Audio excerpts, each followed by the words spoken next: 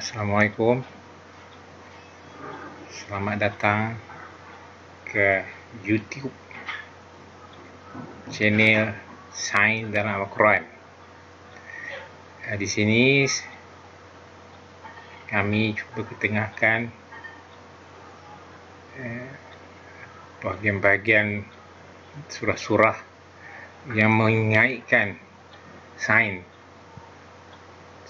dalam bidang geologi, biologi, chemistry, fizik, astronomi, dan yang lain-lainnya. Jadi di sini kita cuba ketengahkan apa yang ditafsir dalam Quran yang mengaitkan sains, dan kita kaitkan dengan pemahaman sains masa kini lah yang sangat kami faham. Dan pemahaman ini kami rasakan sesuai kerana itu yang difahamkan, dan sekiranya terdapat perbezaan mohon nanti di komen dan kita perbaikilah. So di sini kita dapati banyak aspek-aspek sains diketengahkan dalam Al-Quran, dan seperti yang kita ketahui, waktu Quran diturunkan kepada Nabi Muhammad SAW, kepahaman ilmuwan orang-orang Quraisy waktu itu tidaklah se-advance sekarang ataupun tak semaju mana. Tetapi di dalam Al-Quran disebut aspek-aspek yang begitu advance. Jadi ini menunjukkan bahawa dengan yakinnya, dengan sahihnya, Al-Quran itu bukan perkataan yang disebut oleh Muhammad sallallahu alaihi wasallam. Ini pastinya ia adalah perkataan Allah Subhanahu wa taala yang turunkan melalui Jibril dan disampaikan kepada Muhammad sallallahu alaihi wasallam untuk disampaikan kepada manusia sejagat. Ini kita ambil satu contoh ayat yang dikaitkan dengan geologi, iaitu surah yang ke-27 An-Na'mal yang bermakna semut, ayat ke-88. Saya bacakan tafsirnya di sini. Ya. Dan kami lihat gunung-gunung itu, kamu sangka dia tetap di tempatnya, padahal ia berjalan sebagai jalannya awan. Begitulah perbuatan Allah yang membuat dengan kukuh tiap-tiap sesuatu. Sesungguhnya Allah Maha mengetahui apa yang kamu kerjakan. So di sini dikatakan bahawa gunung itu memang kalau kita lihat secara mata kasar, penglihatan kita, ia memang tidak bergerak. Tapi Allah katakan sesungguhnya ia bergerak seperti awan yang bergerak di langit. Yang kita lihat awan di langit bergerak sebab ditiup angin, ataupun seperti kenderaan di jalan raya lah, bergerak berterusan ini. So di sini kita cuba kaitkan dengan pahaman geologi. So ini peta muka bumi, ya. Sini kita Malaysia, sini Indonesia, Australia, ya, dan lain-lainnya. Ini Amerika Selatan, ini Amerika Utara. So peta ini diperoleh daripada Google, ya, dan dinamakan peta plate tektonik muka bumi, lithosphere. So ini sempadan. So bumi kita ini terdiri daripada plate-plate atau kepingan-kepingan, ya, plate Nah, ini sempadannya, sempadan antara plate tersebut ya. Ini Sumatera, ini Australian plate dinamakan. Kita duduk di Sunda plate ya. Yang di atas sana ada Eurasian plate ya, Eurasian plate di sini Indochina, China, Korea ya, dan Rusia lah di sini Eurasian plate dan Eurasian plate. Dari sini Pacific plate yang warna kuning di sini dan lain-lain lah ya. So di antara plate ini ada sempadannya, ada kepinggiran sempadannya. Ini adalah tempat di mana pergerakan plate-plate ini secara relatifnya bergerak di antara satu sama lain. Contohnya plate sini, plate Australia ini dia subduct ke bawah plate Sunda di sini. Kita di sini ada dipanggilkan ring of fire di sini ya, di mana terdapat plate ini bergerak ke bawah plate Sunda dan juga plate Rusia ni lah ya. Jadi semua plate-plate ini secara relatifnya dia bergerak antara satu dengan lain ya. Jadi ini pergerakan yang secara relatif ini di antara plate ini berbeza-beza. Ada yang tidak bergerak langsung, ada yang sampai semaksimumnya 100 mm setahun. Ini agak ini bergantung kepada di kawasan mana lah ya. Jadi kita lihat keratan rentasnya, keratan rentas bumi di kawasan plate itu ya. Ini sempadan di antara plate ya. Okey, ini keratan rentas bumi ya. So ini sempadannya, ini satu plate nya, contoh plate lain, ini satu plate yang lain, ini satu plate lain. So kita lihatan litosfer ini, plate ini menjunam ke bawah plate yang ini, dan plate ini menjunam ke bawah plate yang ini. So bila plate ini dia masuk ke bawah plate yang ini, so selalu ni plate yang ini dipanggil oceanic plate lah. Oceanic plate dia lebih dense daripada plate-plate yang di atasnya, itu plate keraton ni, plate continental ni.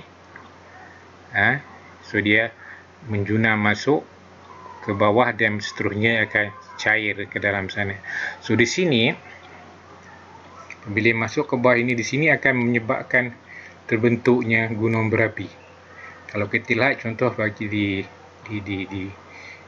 di Sumatera ya, contohnya ini barisan ring di Sumatera, di lautannya ada sesar barisan fault ya. So di mana yang kita lihat dalam peta tadi, dalam peta sini tadi ya, di sini ya, kawasan ni plate ini masuk ke bawah Sumatera ya. Jadi dia menyebut gunung berapi. So di barisan range itu kita dapati lapisan gunung berapi. Ini adalah hasil daripada cairan plate yang masuk ke bawah sana. So di bawah sana semakin panas, so semakin dalam ke dalam bumi akan lebih panas disebabkan plate itu cair, dan ini menyebabkan dia timbul keluarlah sebagai lava ya, sebagai lava. So di sini ada sempadan plate-nya ya, panggil trench, bawah tempat dipanggil trench ya. So di sini plate ini bergerak aktif ni, berterusan. Dia terus masuk ke dalam ni, berterusan. Juga di sini ya, sama. So perlanggaran di antara plate ini, plate yang di atas dengan plate di bawah ini, akan menyebabkan kejadian gempa bumi ya, sebabkan perlanggaran itu, pergeseran plate itu menyebabkan gempa bumi ya. Dan selain juga disebabkan plate ini menjurus masuk ke plate continental ini, so ini menyebabkan perubahan aras. So jadi perubahan aras ini, jika pergerakan ini terjadi di bawah laut, ini akan menyebabkan tsunami, mana air laut itu akan berubah pergerakannya itu menyebabkan menghasilkan gerakan tsunami. Dan jika pergerakan ini terjadi di kawasan daratan, hanya menyebabkan gegaran gempa bumi lah. So ini yang menyebabkan gempa bumi dan gunung berapi tsunami disebabkan oleh pergerakan pelik tersebut. Ya, jadi itu disebutkan di dalam Al-Quran. Jadi ini kita lihat, dan pelik ini dia bergerak secara relatif antara satu dengan lain. Ya. Contoh kita dapat di sini, pelik ini bergerak ke selatan, pelik ini bergantung ke arah mana relatif pergerakannya, dan ini menyebabkan sebenarnya seperti dalam ayat tersebut tadi yang mengatakan ia bergerak sebenarnya sebab kita tidak terasa, sebab dia secara relatif, ya. Yang gunung itu bergerak, contohnya katakanlah gunung itu bergerak sebelah kiri, mungkin bahagian kita duduk ini juga bergerak bersama dengan gunung itu, jadi kita tidak terasa lah, tak nampak. Contohnya kalau gunung ini, kita duduk di sebelah sini contohnya, jadi kita bergerak sama dengan gunung ini, jadi kita tidak nampak, kecuali kalau kita duduk di atas pelik yang lain, itu agak jauh lah baru kelihatan pergerakan ini, sebab ini pergerakan ini secara relatif. Jadi kita dengan kedudukan kita dengan gunung itu di atas pelik yang sama, jadi kita bergerak sama, jadi kita tidak kelihatan. So ini telah dinyatakan di dalam Al-Quran di sini. So ada beberapa surah lagi, saya tak silap, yang membangkitkan soal pergerakan gunung ini, sebabkan pelik tektonik ini.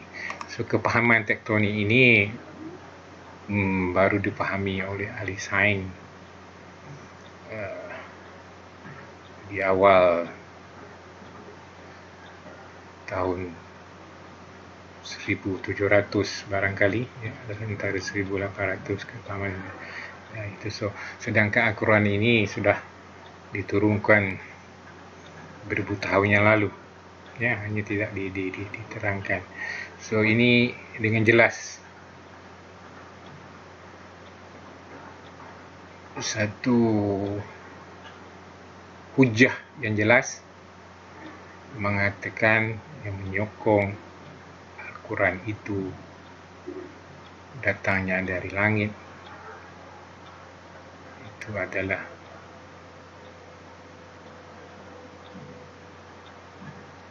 satu kenyataan, satu turun dari Allah Subhanahu wa Ta'ala melalui Jibril dan sampaikan kepada Nabi Muhammad sallallahu alaihi wasallam. Jadi tidak mungkin ini soal tektonik ini dibangkitkan oleh orang Quraisy waktu zaman Nabi sallallahu alaihi wasallam itu. Kalau kita tahu sejarahnya waktu itu, kepahaman sainsnya tidak seberapa, ya. Jadi sedangkan Rasulullah sendiri tidak pandai menulis, ya, tidak mungkin ini soal tektonik ini ditimbulkan oleh Rasulullah, ya, ataupun konspirasi Rasulullah dengan sahabat-sahabatnya, tidak mungkin, tidak mungkin. Jadi ini dengan jelas disokongan bahawa ini adalah Quran itu adalah sesuatu yang benar yang datang dari langit, dari Allah Subhanahu wa Ta'ala. Sekian saja dari saya hari ini. Jika ada terdapat